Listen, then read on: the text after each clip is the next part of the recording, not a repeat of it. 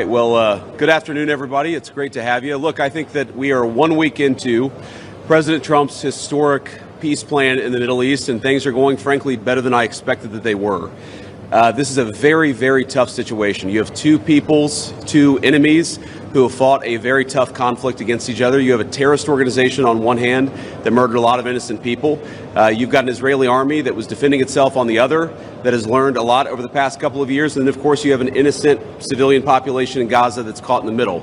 But we're here at the Civilian Military Cooperation Center, which we are announcing the opening of. You have Israelis and Americans working hand in hand to try to begin the plan to rebuild Gaza, to implement a long-term peace, and to actually ensure that you have security forces on the ground in Gaza, not composed of Americans, who can keep the peace over the long term. So we've got a lot of work left to do. This is going to take a very, very long time, but I think Steve Witkoff, Jared Kushner, and Admiral Cooper behind me have done an incredible job. I want to say just a couple of quick things, and then I want to turn it over to Steve Witkoff. Number one, the Israeli government has been remarkably helpful in this. I want to thank them, thank our Israeli partners, and all the folks particularly who are working hand in hand with their American friends here at the CMCC.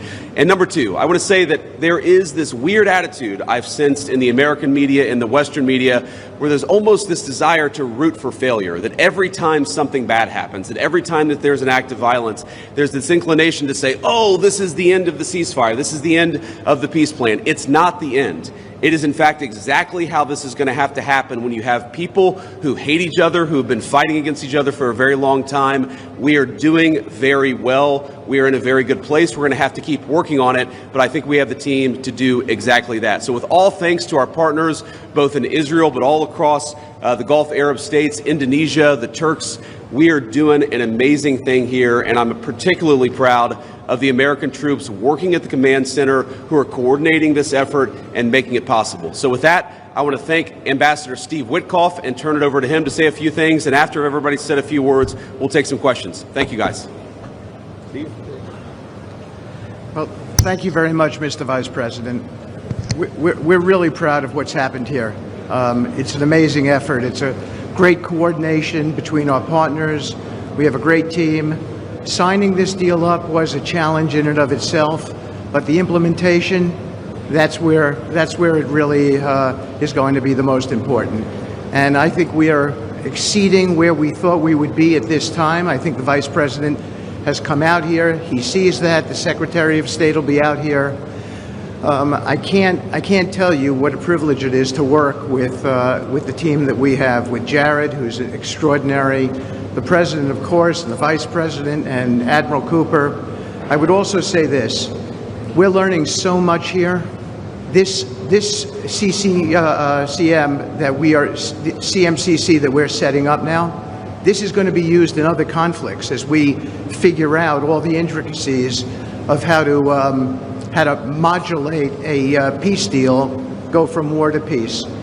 Lastly, in closing, I want to speak about the morning that me and Jared had. We met with 10 hostages and their families, and it was really an emotional moment. And I felt blessed to be in that room. Lots of tears, lots of people really, really grateful to President Trump for getting their children home, and you, of course, Mr. Vice President.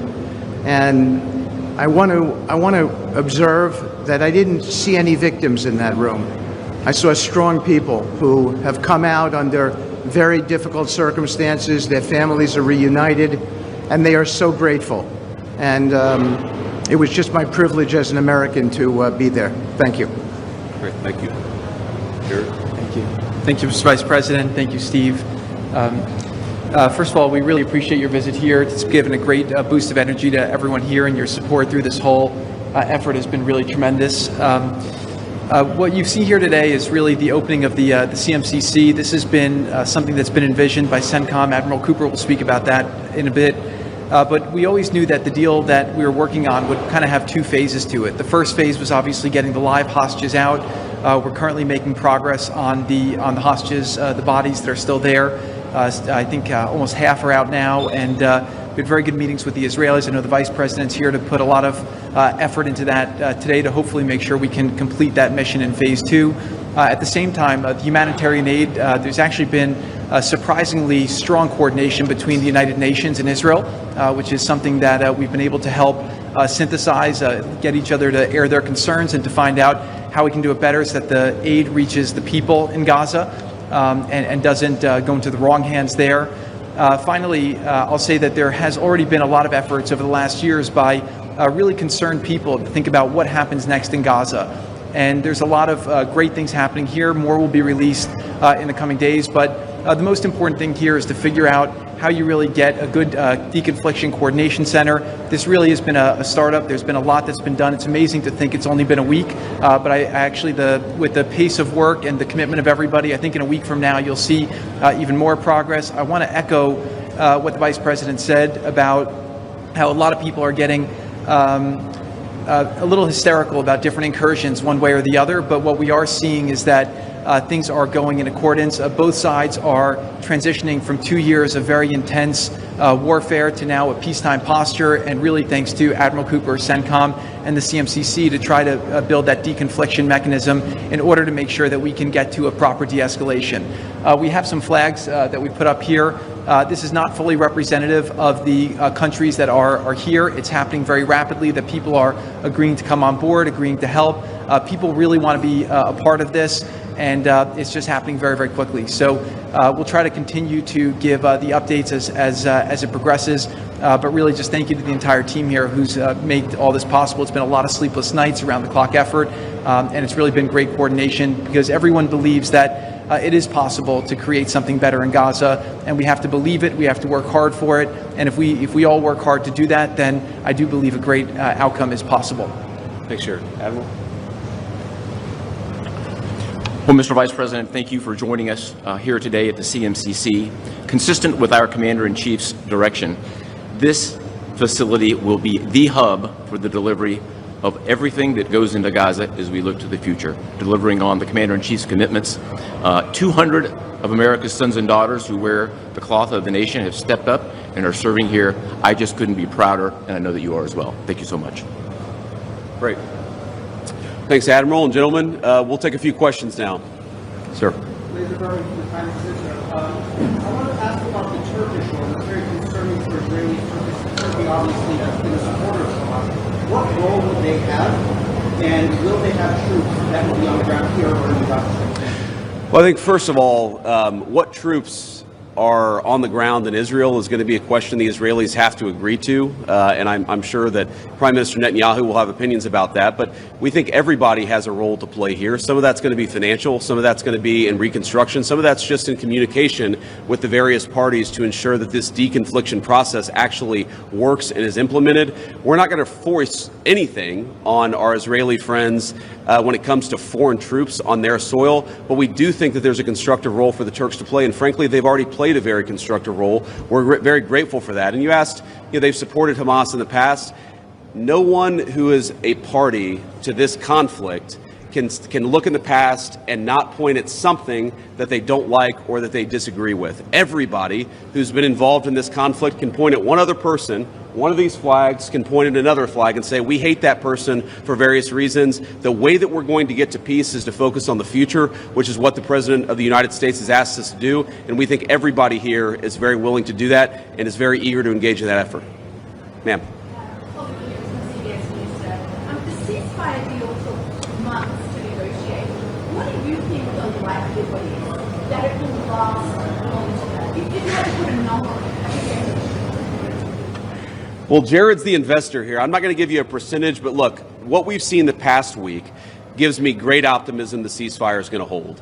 And if we get from where we were a week ago to a long-term, durable peace between Israel and Gaza, there are going to be hills and valleys. There are going to be moments where it looks like things aren't going particularly well. But given that, and given the history of conflict, I think that everybody should be proud of where we are today. It's going to require constant effort. It's going to require constant monitoring and supervision. That's part of the reason that Admiral Cooper and his team is here, is to mediate these disputes, to mediate these disagreements as they come up. But look, right now, I feel very optimistic. Can I say with 100% certainty that it's going to work? No. But you don't do difficult things by only doing what's 100% certain. You do difficult things by trying, and that's what the President of the United States has asked us to do. Sir.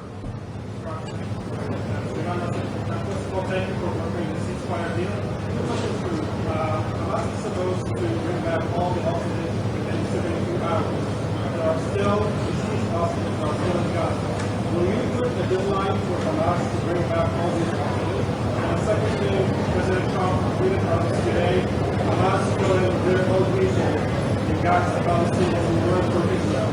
What is your warning?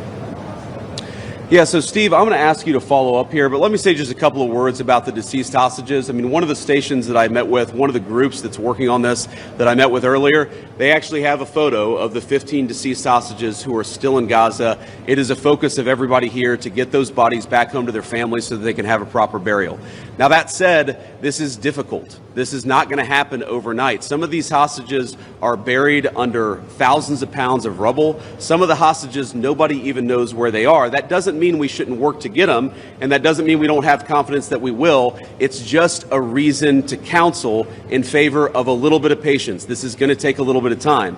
And look, our warning to Hamas is very straightforward. The terms of the 20-point plan that the president put out there is very clear. It's supported not just by Israel, but by all of our Gulf Arab friends.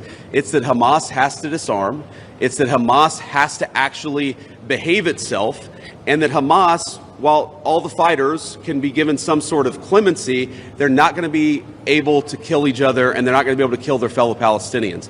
Now, again, that's going to take a little bit of time. We're talking about how to set up the security and humanitarian apparatus to put all this in place.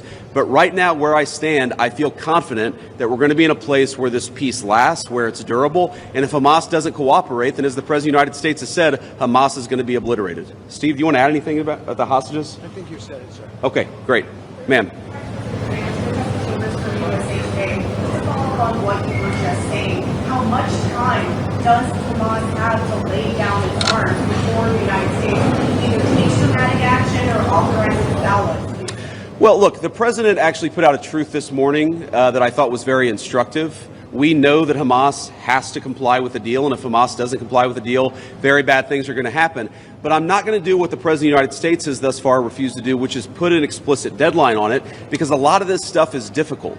A lot of this stuff is unpredictable. You basically have two regions in Gaza, one of which is relatively safe, I wouldn't say very safe, and one of which is incredibly dangerous. And part of ensuring that we get to a durable peace is to broaden the scope of the area that's safe. And the International Security Force is a big part of that. We don't yet have the International Security Force set up. That's something we're working towards. We have a number of volunteers who want to participate in that International Security Force. So my point is, I don't think it's actually advisable for us to say this has to be done in a week, because a lot of this work is very hard. It's never been done before. And in order for us to give it a chance to succeed, we've got to be a little bit flexible. I think what you're seeing from our Gulf Arab friends, certainly from our Israeli friends, is a certain amount of impatience with Hamas. But we're going to keep on working at this process, and we're going to keep on trying to bring the deceased hostages home, but also make sure that all Gazans are able to live in a prosperous and safe place. Yes.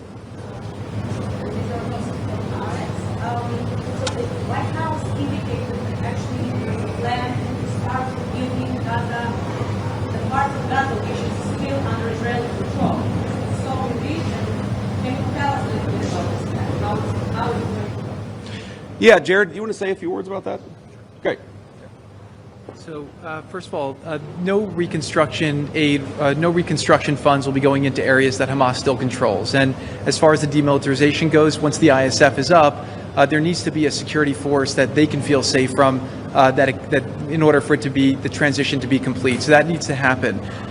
There are considerations being happening now in the area that the IDF controls, as long as that can be secured, to start the construction as a new Gaza, in order to give the Palestinians living in Gaza a place to go, a place to get jobs, a place to live. So that's one of the many things being considered. Right now, again, there's been several work streams that have occurred over the last years. Those are all being synthesized and updated here at the center, and then they'll go before President Trump and the Board of Peace to get recommendations on what to build, how to phase it. But that's definitely something now that's being very strongly considered. Great. Sir? Oh, sorry. Why don't we do the guy in the back, and then we'll do you in the blue jacket. Thank you. Go ahead. Could you speak up for me?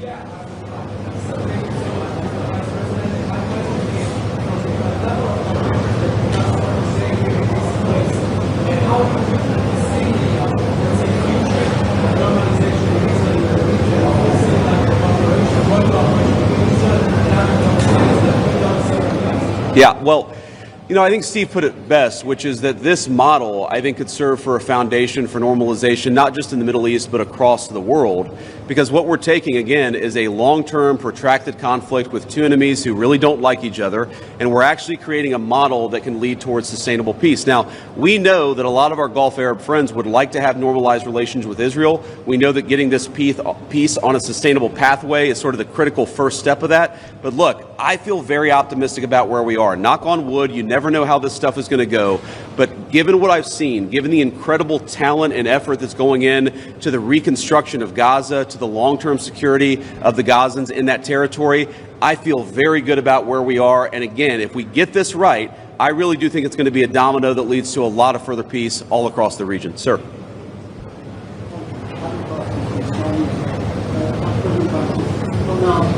Firstly, a quick one. Did you come here because you thought Israel massively overreact to the killing of the two soldiers? And secondly, following the reaction to this plan, do you now believe that it is feasible to have a governance structure that does not include strong Palestinian? Well, so on the first question, no. My visit had nothing to do with events of the past 48 hours. We had actually tried to plan this visit, frankly, months ago, and now we thought this would be a good time to do it. It ended up working out. As you know, sometimes calendars are difficult, especially when you're the Vice President of the United States. But I wanted to come. I wanted to check in on things. I wanted to, talk to the troops who are working very hard to coordinate this massive relief effort. And I wanted to just see how things were going and put some eyes on it so I could call the President of the United States and actually, it's one thing to read about it. It's one thing to talk with Jared and Steve on the phone about what's going on the ground. It's another thing to actually shake somebody's hand, to look them in the eye and to understand what are the challenges, what are the things they need from me. I mean, I heard from relatively junior troops very simple things that would make their lives easier that I'm going to take back to Washington and hopefully help them with. That's why you do a visit like this, not because of anything that's happening on the ground. On your question about what is the ultimate, authority in Gaza look like, I don't know the answer to that question. And I think what's so cool, what's so amazing about what these guys have done is that we're creating a governance structure that is very flexible to what happens on the ground in the future. We need to reconstitute Gaza. We need to reconstruct Gaza. We need to make sure that both the Palestinians living in Gaza, but also the Israelis are able to live in some measure of security and stability. We're doing all those things simultaneously. And then I think once we've got to a point where both the Gazans and our Israeli friends can have some measure of security, then we'll worry about what the long-term governance of Gaza is. Let's focus on security, rebuilding, giving people some food and medicine. If we get to the point where we're arguing exactly what the governance structure in Gaza is long-term, then we should pat ourselves on the back. That's a very good problem to have, but I won't anticipate that problem before we actually have it. I'll take a couple more and then we'll get moving. Ma'am. Could you speak up? Thank you.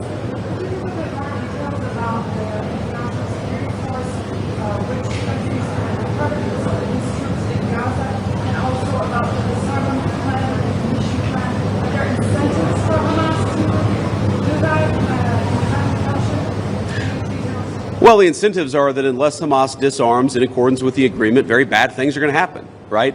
And also the incentive is that if they disarm, there is a better future for everybody on the other side of it. But in terms of the international security force, Steve and Jared, Admiral Cooper, are working on that very issue right now. Remember, this peace deal was struck under the president's leadership literally a week ago. The hostages were returned, 6 days ago, 5 days ago?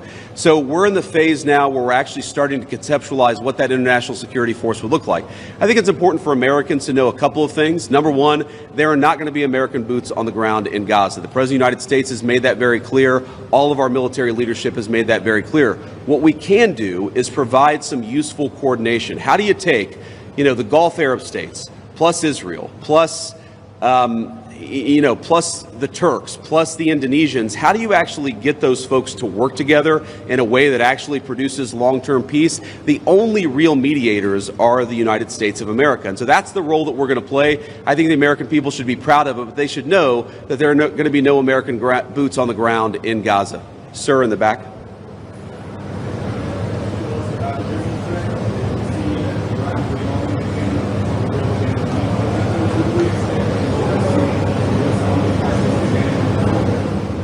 Could you ask the very last part?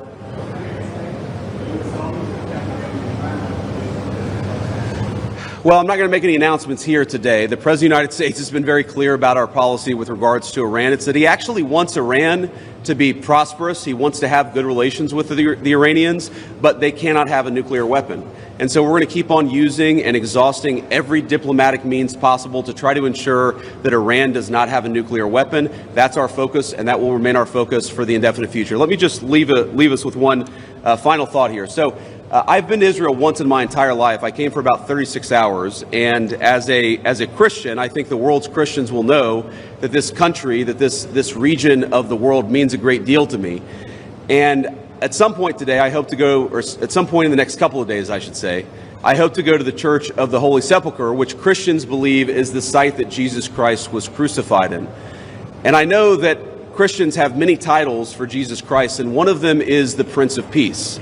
And I'd ask all people of faith, in particular my fellow Christians, to pray that the Prince of Peace can continue to work a miracle in this region of the world. I think that we have made incredible strides over the past week. We're going to have to make a lot more, but I think with your prayers, with God's providence, and with a very good team behind me, I think we're going to get it done. Thank you all. Take care.